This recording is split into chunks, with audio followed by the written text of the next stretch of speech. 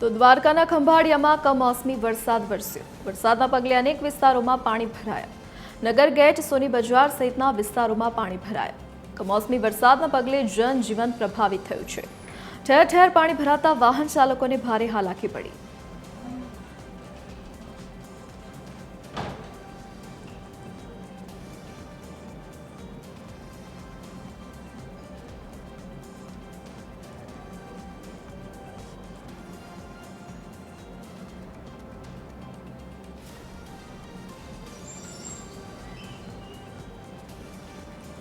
દ્વારકા જિલ્લામાં સતત બીજા દિવસે પણ કમોસમી વરસાદ વરસી રહ્યો છે। આગાહી મુજબ દ્વારકા જિલ્લામાં કમોસમી વરસાદ વરસ્યો છે। કેટલાક વિસ્તારોમાં વરસાદી ઝાપટા જોવા મળ્યા છે।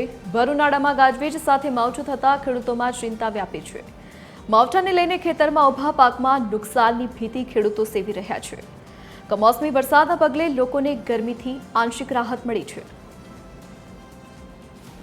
તો દ્વારકા જિલ્લામાં સતત બીજા દિવસે પણ કમોસમી વરસાદ વરસી રહ્યો છે। તો ભર ઉનાળે કમોસમી વરસાદ પડતા ખેડૂતોમાં ચિંતાનો વિષય બન્યો છે।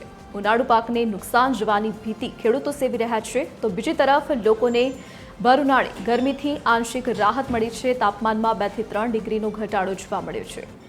તો કમોસમી વરસાદને પગલે વાતાવરણ પલટાયું અને ખેડૂતો નુકસાન જવાની ભીતિ સેવી રહ્યા છે। તો સતત બીજા દિવસે પણ કમોસમી વરસાદ દ્વારકામાં વરસી રહ્યો છે।